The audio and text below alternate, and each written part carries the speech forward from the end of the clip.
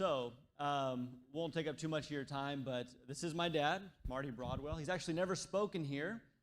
Several of y'all know that his father, my granddaddy, Martin, used to speak here quite often, visiting. So now it's time to add the third of the three generations to the list of recordings on the website.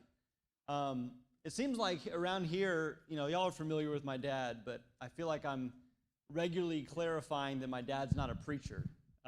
He, except for 3 months in the summer of 1982, has never preached as his occupation, but he's always taught Bible classes, and now that he's retired, he does a lot more speaking really all over the country.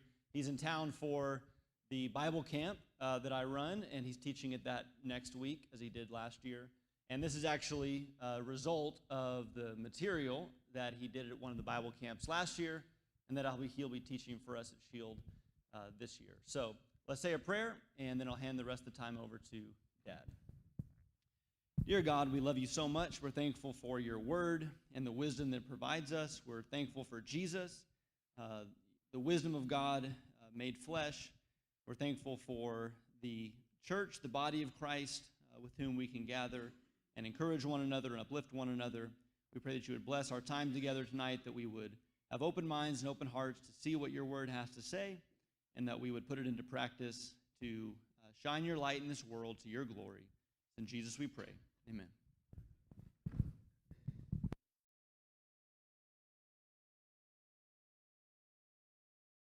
Summers, you get preachers from all over that are not here on a regular basis, and they pick their very best topic. You know what I mean? Like maybe something out of Ezra that you'd never expect. Right? That was last week, I think. But Daniel took that away from me. He said, Dad, why don't you do something like you're going to do at camp? So I can only blame him, since he told me what I had to talk on. This is not my best topic, all those caveats and so on. But it is what I will be talking about next week at camp with boys that are 12 to 18 years old. And I'm curious about your feedback about whether you think that will be effective or not.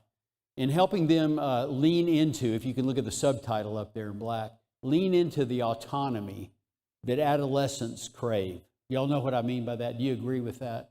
That you're not quite an adult, you're really not a kid, you don't quite have what it takes to be an adult, but you just love to have that independence and maybe be out on your own. And that tension, of course, along with hormones and other things, creates a difficult time sometimes in the teenage years, because you want to be your own person, you're not quite qualified, your parents know you're not qualified, and so on. That's what I'm going to talk about. And there's a little bit of material that I have to go through to get to what I really want to spend a little more time on. And what I'm going to show you is more of a methodology than a bunch of content. I would like to recommend to adolescents, as well as parents or mentors of that age people, what you might want to do to help a person prepare for being an autonomous adult. To some extent, I think I'm building on Steve's 2 lessons on the use of the rod.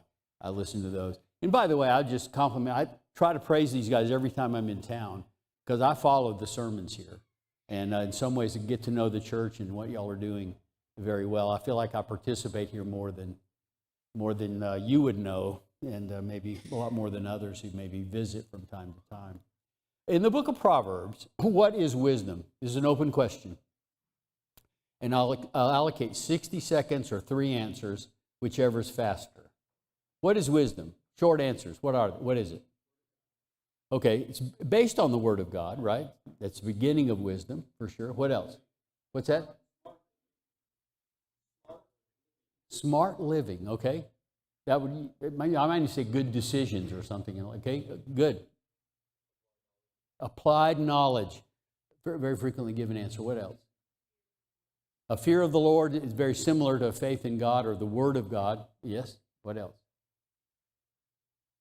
Okay, that was more than 3 answers. See, I gave bonus time, and I came in under 60 seconds. Okay, so what I'd like to talk about in the book of Proverbs, what is wisdom? And now I'm going to show you an outline of the class tonight, and it takes the form of learning objectives. If you all were here way back when my dad came, this is something I learned from him. So you remember, you have to say, where are we going, or you'll never know whether you got there or not. At the end of this class period, you, the student, will be able to.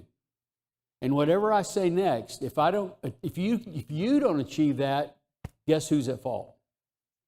Me. I'm taking this on as a responsibility. At the end of this class period, I want you to be able to explain how wisdom in the book of Proverbs is more character than it is content. Y'all know you'll know what I mean by that later, by the end of the class, I hope. You will be able to give examples of how small children, toddlers, exhibit folly, even as defined in the book of Proverbs.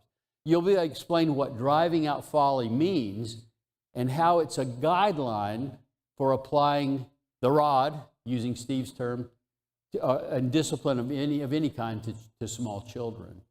Okay? You will be able to describe the development of wisdom, which you might imagine replaces folly once it's driven out, right? How you might be able to do that in a child and what that progress looks like in a child. And finally, describe a kind of a process. Now, you may not like my process. You may not agree with it. You may have a better one. You may want to modify it. But you'll be able to describe what I described to you at the end. So at least we'll get that far. And these are learning objectives. You all agree with me to go to these objectives? And at the end, I'll show them again, and you can give me a test whether you've accomplished those or not. The Proverbs of Solomon, the son of David, king of Israel, to know wisdom and discipline, to understand the sayings of understanding. This is the Legacy Standard Bible, which takes care to translate the same Hebrew or Greek words with the same English word. I like that about it. Sometimes it's awkward, but that verb and that noun, to understand, verb, the sayings of understanding, that's a noun in the text. Those are the same Hebrew word, different endings, of course, but to understand understanding. Receive discipline that leads to insight, righteousness, justice, equity. To give prudence to the simple, and to youth, knowledge and discretion. Right away, my brain is a little bit in dissonance there. If you build wisdom on top of lots of knowledge and synthesizing that knowledge, is it likely that a small child can be wise? If it takes a lot of learning and facts and stirring and synthesizing, you see? But he's saying prudence to the simple, and to the youth, knowledge and discretion. Let the wise man hear and increase in learning, and a man of understanding will acquire guidance. Just a kind of a notice from the top looking down. Is the wise man a person who's always saying the right thing and knows the right thing in any moment? You ask him a question, he tells you exactly what the right decision is? Do you see that emphasized in this text? What do you see emphasized in this text?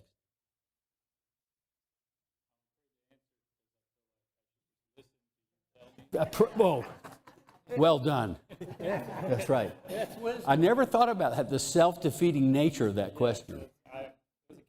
That was good. Thank you very much for that. Yes, I'm not saying. but I will say that, isn't that a misconception we often have? That's a wise man. What we kind of mean by that, I can ask him anything and he'll blurt out an answer. And somehow he knows what to say and it sounds pretty good. I hope you will notice in the next few passages that the Proverbs seems to always emphasize it's the fool that's talking. He's the first one to blurt out something or thinks he knows the answer when he doesn't. And guess what the wise man is always doing? He's listening and learning, right? Or observing, right? The field of the sluggard, those kind of things. So think about that as a little bit different from what we usually think. I'm going to assert to you that wisdom is mostly, well, I'm not going to argue with if you can find a verse that says, wisdom, it does talk about obtaining wisdom, but you can obtain character just like you do commodities of information. But I'm going to suggest it's something you are. Look at this. A father of a righteous child has great joy. Y'all know Hebrew couplets, right? That is, it'll say the same thing twice, and you can you can often, equate one word in one phrase to a different word, but the same meaning in another phrase. What is equated to wise in this text?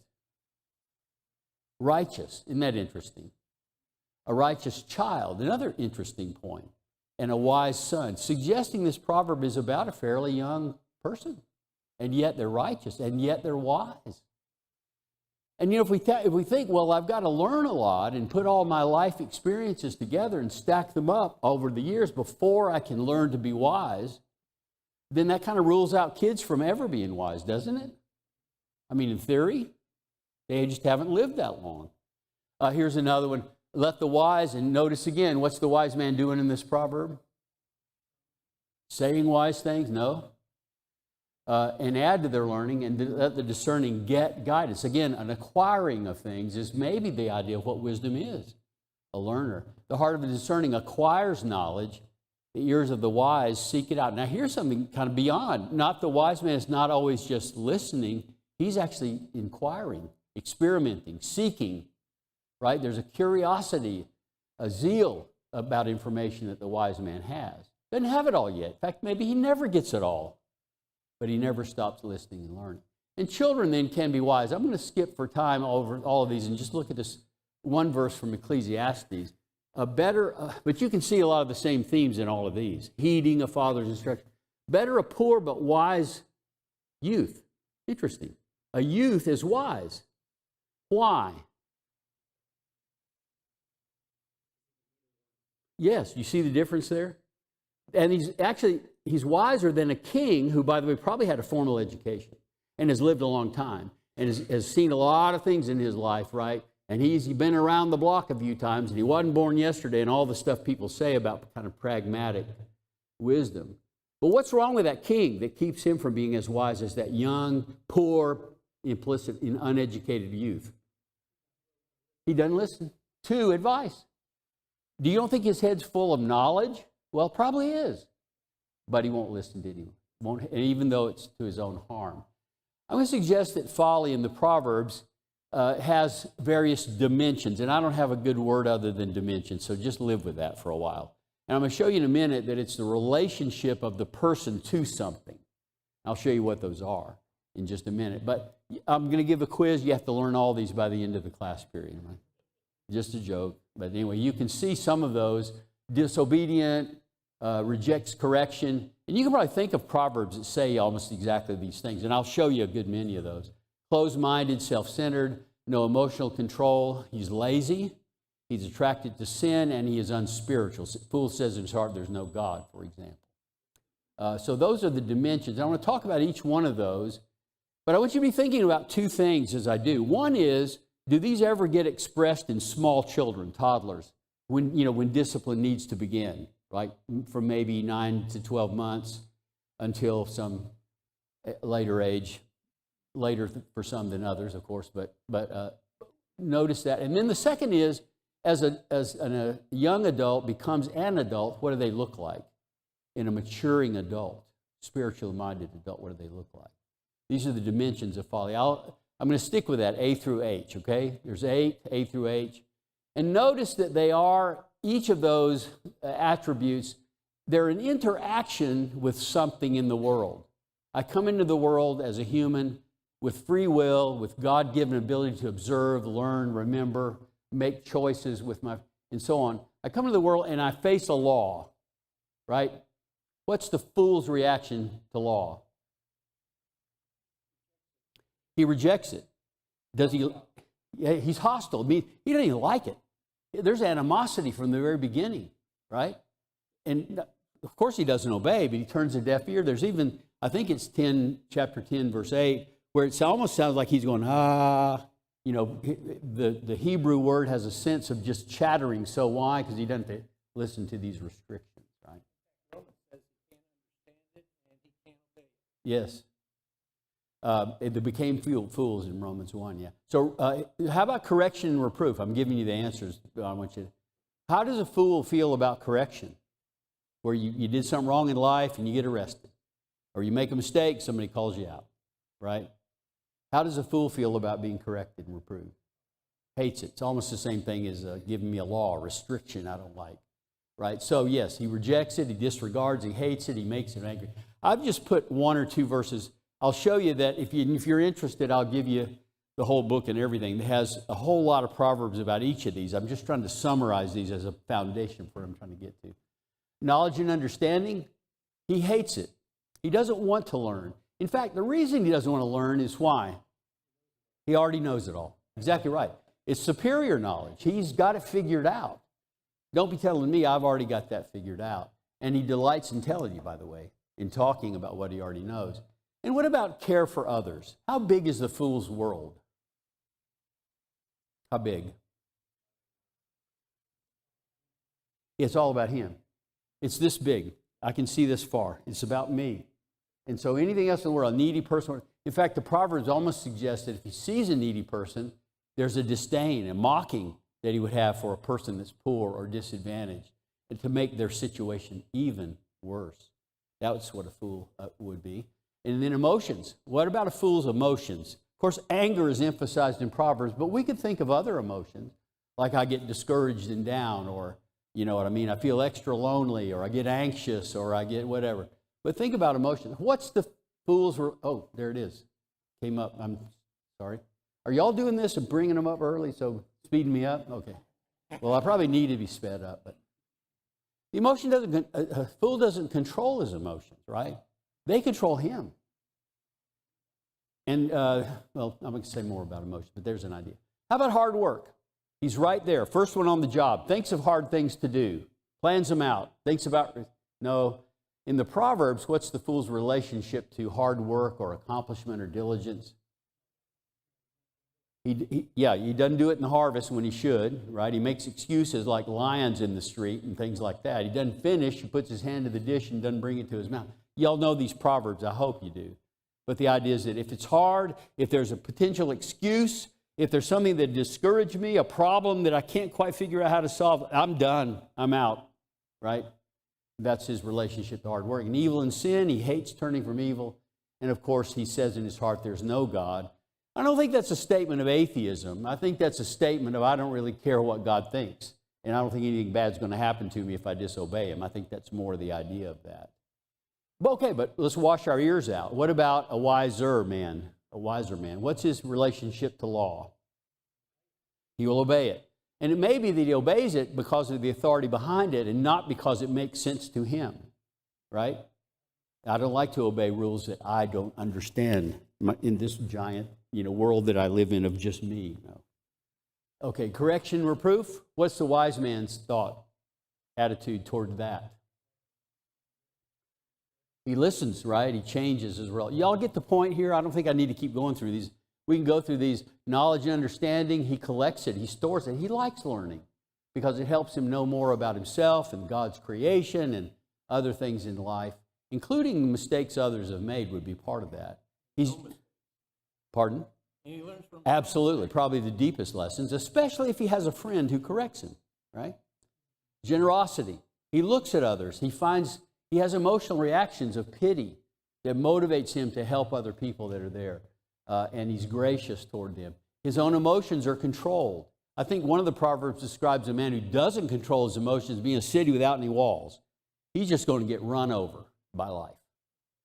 However, the wise man controls his, and he's not ruled by them, but rather he finds strategies to control his emotions the way they should be controlled. How about hard work? He initiates it. He works hard. He plans ahead. He harvests. He works when it's cold outside because it's time, right? And so on. He takes care of his goods, his equipment, and all that. With regard, he shuns and hates evil, and of course, the starting point of everything that he listens to and learns from is his faith in God and his word. But that also becomes a filter in his life. He may learn from that stupid neighbor who does not keep track of his vineyard, right, and lets it all fall apart. He'll learn from that. And he'll learn from the ants who are wandering around doing stuff, being diligent, in getting ready for the cold season. But all of that's going to be filtered by what God's told him, right? But he does learn from the whole world, but God is the starting point. Now that brings me to children, right? Here's an interesting verse. We often quote Proverbs 22:6, I think it is. Is that right? Train up a child in the way he should go, and he's old, he'll not depart from it. I understand that verse. It's not as much guidance to me as this one. Folly. Y'all know we just defined folly, right? It's our relationship to at least 8 things, probably more, but it's what? It's bound up in the heart of a child. Y'all think of the implications of that. How did it get there?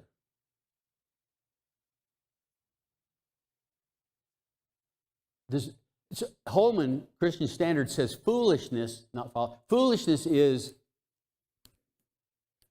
tangled up in the heart of a youth. This is a small guy. What does that mean? Y'all saw those folly things, right? Those look terrible, didn't they?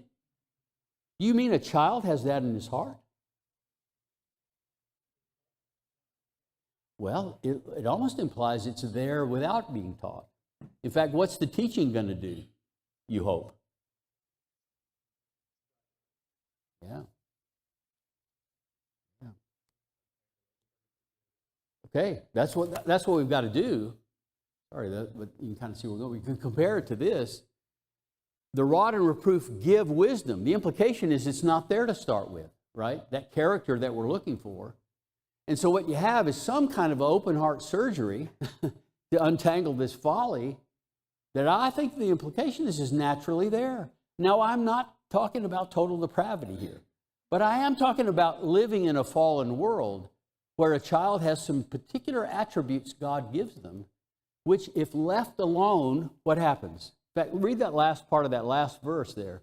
The rod and reproof give wisdom, you'd think replacing the folly, but a child what? Abused? Well, no, not exactly. Oh, this probably is a kind of abuse. A child that isn't given wisdom or something? Yeah, who's left to himself. That's the contrast. I suppose there are children, and you have to cry for this, that are given folly instead of given wisdom. That's terrible. But what the contrast here is not that. Rod and reproof, by the way, that seems to me that's reasoning as well as physical painful punishment, right? Rod and reproof give wisdom, but a child, what's the opposite of somebody giving you wisdom? What? I'm leaving you alone. I'm going to let that tumor of folly that's wrapped all around your heart continue to work while you grow up. Do you see that in these passages, or am I stretching too far here? I believe children, and I'll try to demonstrate that this way. When I say babies, I'm talking about babies up to maybe 3 to 4 or 5 years old, but toddlers who don't really have a sense of right and wrong, and they don't know the world, and they just come into the world. What happens when you give a small child some kind of a rule, and you can't really quite express it because they maybe don't even know how to talk yet, but it's kind of basically don't throw your peas off your tray onto the floor during dinner. And I just pass a law, right? Have you ever seen a child just test that law just to see? Yeah, I mean, they're running an experiment, right? First, they test the law of gravity. And then when mom gives them this, to say don't do that, then they're testing. Who are they testing now? Mom. That's kids are that way. And when you tell a child you can't go here, but they really want to go there because of a shiny thing or something perceived pleasure, what is their reaction to that law that you've said? Don't go into that shiny reflector thing out there where the pavement is. What's their reaction to that? They're going to go, and if you restrict them, then what? Yeah, I mean, how do they react to that restriction? Are they happy? I know they try to do it, but if you hold them, you physically don't let them do it. Does that make them happy? No, they get angry, right? They get sad. They think I'm being restricted, from something that would have been pleasurable. Now, you understand that's silly, but and the other thing I would say, it's natural, by the way, natural, isn't it? Does natural in a Christian's worldview mean a good thing, or does it often mean a bad thing? Follow lusts of the flesh, right? Or by nature, are children of wrath, or you know what I mean by that. Yes, it's natural to obey, to test the world, to test the limits, to exert their will. Give a child a little spanking because of the pee incident, right? How do they react to that? Thanks, Mom. I needed that. No. There's an anger, right? That comes immediate crying and losing temper and at the inconvenience of not being able to run out in the street like I wanted to or something like that. And by the way, here's an example. If you're interested in this material, you can get these kind of things from the Proverbs. So on the thing about correction and reproof, here's an example of how I'll cover it with the boys. Is we'll spend some time going through this attribute, and the blue and the red are kind of deductions, if you will, summaries of what the Proverbs is telling us, maybe in some cases brought up into the present, of our life. So if you're interested, that's available. But every one of these has this kind of Proverbs behind it. Closed-minded. Babies listen to everything, right? They actually are reading at night when you're not looking. They're reading encyclopedias and things like that. Is it possible that a child sometimes thinks they know everything already as a toddler? Oh, well, yes. Well, I'm getting to the adults who don't get rid of this in a minute, but that's a good point, Steve. Self-centered. How aware is the baby of the inconvenience that he or she is causing the mom? It's 3 a.m. I got up. I'm crying. I was scared. Mom comes in. Oh, Mom, I haven't learned to tell time. I didn't realize it was 3 a.m. You go back to bed, and, that's just not their world. It's self-centered. Now, again, I don't say that it's depraved sinfulness, but I do think it's part of the natural world, and God put it in them for survival, don't you think? They're hungry. That's pretty self-centered, but probably necessary at that age, right? Because they're not able to take care of themselves. But you can already see from Steve's comment, what happens if that folly bound up in the heart of a child is not removed and they keep growing physically? What happens? You can see how this becomes a problem later in life. No emotional regulation. You ever see children cry over something you're thinking, I don't see that that's sad at all. Like if you say, I'll get you some candy in a minute, how long is that for a child? It's like saying never, right? I mean, and they just cry, or I thought we were going to go here. Well, no, we had to change the plans. Ah! And you think, this is not one of life's big tragedies, I'm telling you. Just live a little longer and you'll see things you really do want to cry about. This isn't one of them, right? How about doing difficult tasks, right? They think of hard projects. Hey, Mom and Dad, let's build a tree house. I'll do most of the work, or something. And anything is a discouragement. They would tire and they would be discouraged easily. And that's the way kids are. They have to learn the wisdom. Evil, I heard a comedian say one time, never spank your kids because that's teaching them to hit when they're angry, And I was like, they don't need to be taught that. They know that from the very moment they're born. They already know that, right? Or hit their brother or their sister. Of course, that would be spanking in the wrong way anyway if you did it in anger. But still, children naturally just take something that's not theirs because they wanted it, right? And they also hit sometimes in anger. I see my grandkids, and I don't think my sons and their wives are beating on each other all the time. But somehow those little guys knew to hit somebody because they were angry or wanted a toy or something. How do they know that? But they do. And so there's a natural evil. Lying sometimes. Often they don't really know about lying and truth. That has to be taught.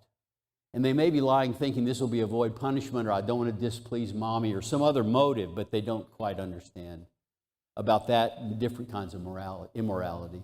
And of course they don't have much awareness of God. Okay, you see this? That's what I mean, or that's what I think the Proverbs means when he says folly is bound up in the heart of a child, right? And it needs to be extracted. And what put in its place? The rod and reproof give wisdom, and that would look something like we saw before. All right, that's babies. I'm going to go through this quickly. This is just part of the kind of rearing children thoughts about this. But to me, that concept and these dimensions help me know why and when I should punish a child. First of all, it should always be just for folly. Not because they embarrassed me, right, or disappointed me in some way, or not so other parents will see what a great parent I am. That's not it. No, it should be for one of these things. You should be able to say clearly, this was the behavior. We've had a rule. The rule had this consequence. And I hate doing this, by the way, kid, but God's told me a rule that I have to follow. So here we go. And I have to do it. Anyway, it should be personal. It should be certain. Don't say, I'm going to spank you, and then don't do it. It should be near to the offense, especially for younger children. It should be painful. The pain, by the way, should be more than the pleasure that the disobedience. And I'm not sure how to measure that. But the child haul off and hit somebody. It probably felt pretty good to him to get that revenge. It seems how somehow the spanking ought to be painful on some level more than the joy that came from punching the other kid out or stealing the candy or whatever the thing was. Something to think about. but also not a good activity, like, okay, go read your Bible because this is your punishment or something. But anyway, it should be over quickly. Hebrews 12, for the moment painful, and then consistent over time. The rules are set. We don't break the rules. As tired as mom and dad are, as late as night as it is, as many excuses we could make for you about naps and other things, this is the rule, and we do it. It's the same every day. And so on. So that's kind of discipline. And then the antimatter world of discipline is praise, and that should be in place for, guess what, wise behaviors. So when they do follow a rule, when they do accept correction, pleasantly, when they follow instructions, when they're kind to others, even if you've asked them to be kind and share, and they do it, that's why. If they're careful with their chores, show industry, prudence, they make good choices, that they have a reverent behavior in church services, and so on. All of that should be praised.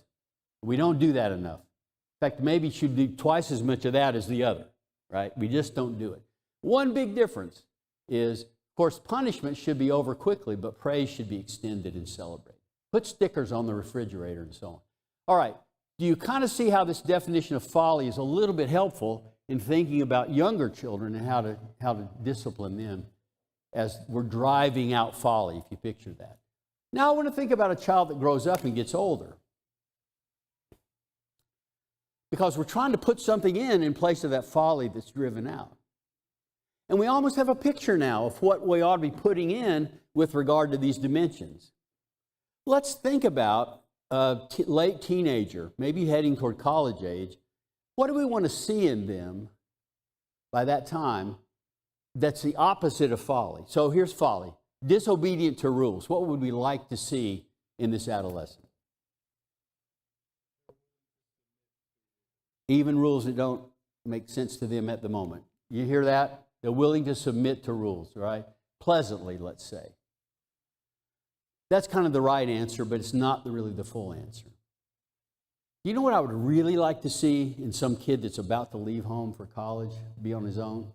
Beyond just, I'll obey the rules. Think about this. By the way, once in one setting, there were a bunch of teenagers, and I said, listen, I have a secret. If you will do this, would you like it if your parents would just allow you to do anything you wanted to do? And they all go, yeah. Okay, here's the secret, and I'll tell you in a minute. What would you think about a son who didn't just agreeably obey the rules? What about a child who makes his own rules for his own life with good reason behind it? Wouldn't that be better?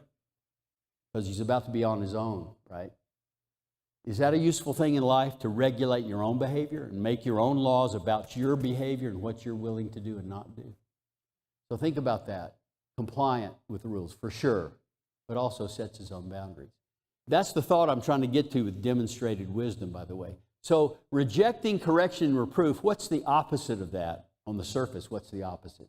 Just rejecting it is accepting it, right? Wherever you said, right? So, and learning from it, doing better.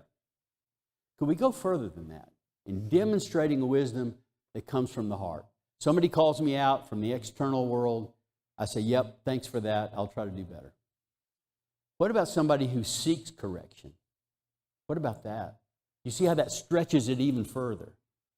Do you know people who will call up others and ask for advice about how they could have taught the class better, how they could do better with their wife, and seeking that corrective discipline? Not just, thank you for saying that to me. Nobody will tell me, you're such a, thank you, I'm going to grow from this. And, that's good, that's great. But how about someone who's begging for it? Correct me. Call me out. That's how I'm going to learn. We mentioned before, learning from our own mistakes. Well, how do you do that? People are it's not easy. Well, what if you could seek that? What about will not learn and trust only self? Well, okay, I'll learn. Give me the assignment and I'll learn it and I'll pass the quiz at the end. Would I go further than that? How about if I take every opportunity to learn everything I can? I'm an eager learner. I'm energetic. And if I'm going to make a decision, I'm going to ask as many people, in the multitude of counselors, there's wisdom. I'm going to ask as many people as I can what their experience in life and what their advice would be based on God's Word. Is that a good plan? You see what we're doing here? I'm going to kind of go through the others. self-centered and I'm not generous. Well, I'll share if you make me, right? Or if there's a good cause, maybe I'll consider contributing. No, I am sensitive to the needs of other people. And I have enough sympathy and empathy to look and say, you don't look the same tonight as you usually do. Are you okay? What's going on? How can I help you? You imagine that? So it's beyond just not being self-centered. It's being open and anxious to help in a generous and sympathetic, empathetic way. And sacrificing my own convenience, my own time and energy. No emotional regulation. Well, yes, it would be great. I can control myself, right? I can manage my emotions. If they get out of control, I make a remedial plan to make them better in control later, right? I'm going to work on that in my life. See what the causes of my anger, see what the causes of my depression are, and work on those with a spiritual point of view. What if you could go further than that? Right? A soft answer does what? You probably know this proverb. What? Wait a minute. Are you saying you can control somebody else's emotions? Is that what that proverb is saying? A soft answer turns away whose wrath? Somebody else's wrath. You see the point? So even beyond just being in control of ourselves and working on that, I'm actually a calming influence in a crowd situation where people are losing it. You can keep your head when all about you're losing theirs and blaming it on you. How about lazy? No, I make diligent efforts. I defer gratification. I plan. I do hard work. Not only am I not attracted to sin, but I actually avoid the appearance of evil. I'm truthful, and my conscience is so sensitive that if I have sinned, I need to talk to somebody about this and get help. And finally, spiritual center in everything I'm thinking, reasoning in the priorities in my life. Now, I'll ask the parents this. If your teenager demonstrated from the heart all these characteristics, would you pretty much let them do whatever they wanted to do? I think so. Now, that comes first. It's not like you say, well, go test out your wisdom and make all your mistakes. No, I'm looking for this. I'm looking for evidence of this in life decisions and in character and interaction with other people. But once I start seeing this discipline, the strategic thinking, the spiritual foundation, I'm really pretty much willing to let you do what you want because I'm pretty sure you're going to want to do the right things. And isn't that where we want our kids to be when they head off to college? When you can't watch them every minute, every day? Okay, how do we get there? Take this list, and I'm going to move it over here to the left-hand side. And you realize each of those really could be broken down into particular behaviors that would be maybe generally applicable, maybe particularly applicable to kids, teenagers or something.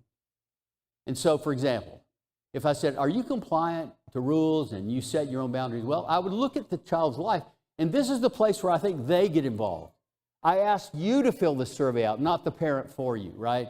Do you set your own schedule? Do you manage your time throughout the day with boundaries of what you do and don't do with your time?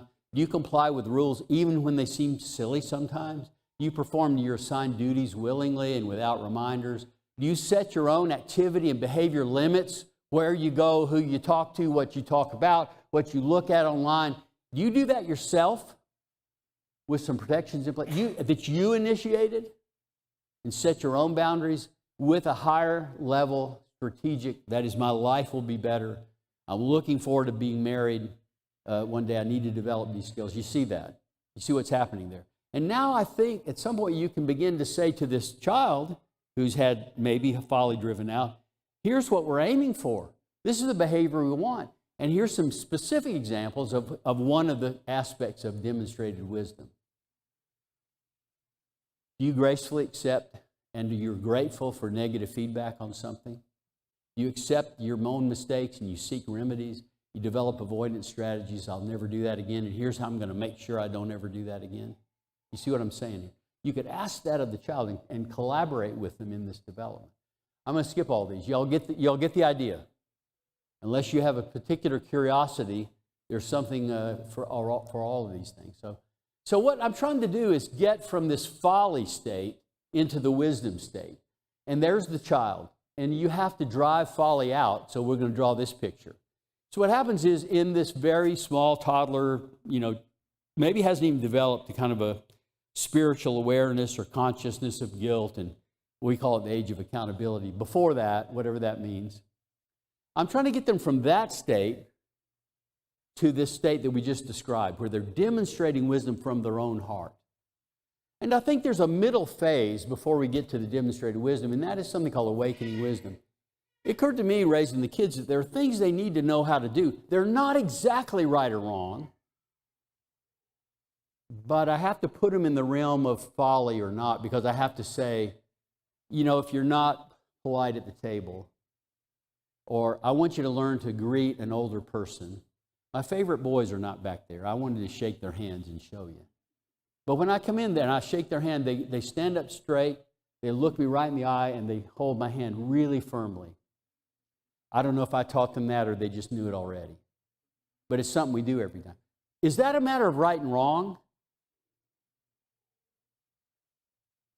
Not in and of itself it is, but if I want the child to have that skill, and by the way, there are a lot of life skills like that.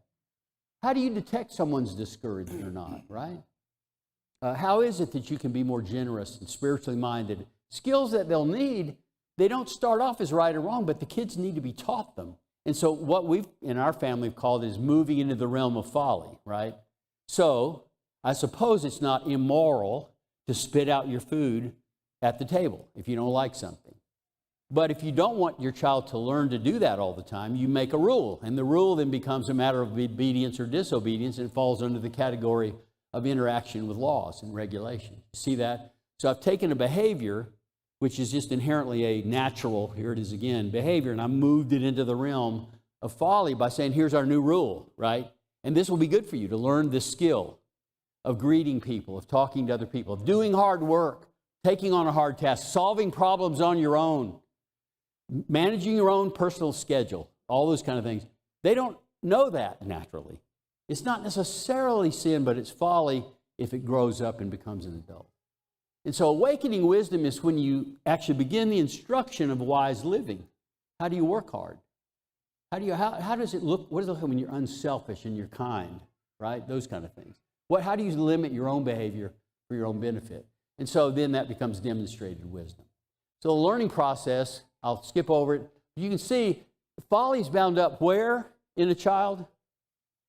In the heart. By the time we get to the bottom, the heart is the source of our behavior. You see that? Guard your heart. Why? Bottom scripture.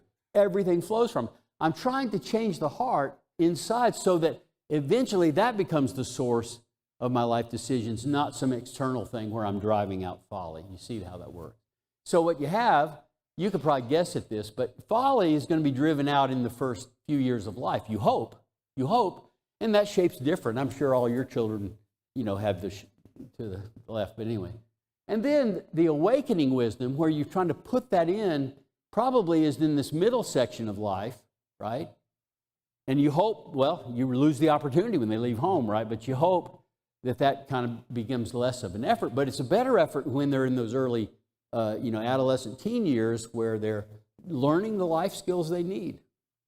It's not just driving out evil, it's learning life skills. And then demonstrated wisdom, somewhere their heart grows to have a tender conscience and they begin to think about life as a whole.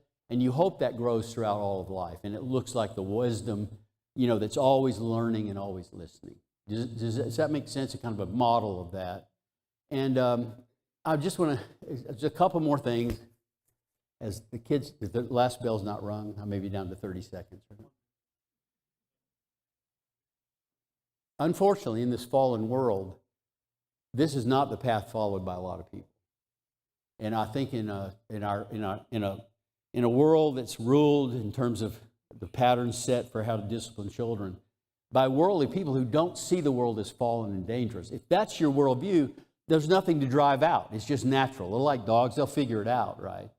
But if you're not following this path and you follow this path, I call this, actually, the kids, the campers last year called, I said, what happens if you grow up physically, but you never get to the right, the right-hand side of this picture?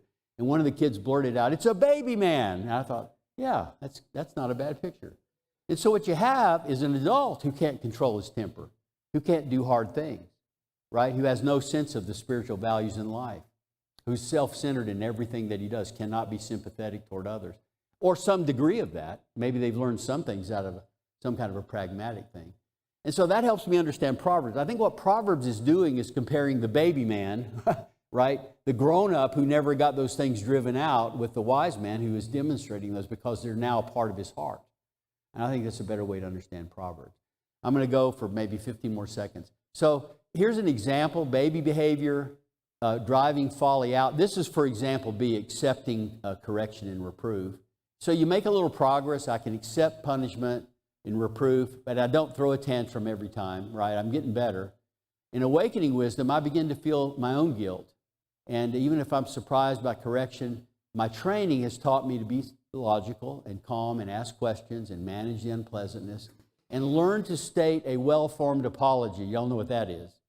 Or you probably know what a ill-formed apology is, right? That's where, if I have ever done anything to offend anyone, I'm sorry that you feel bad.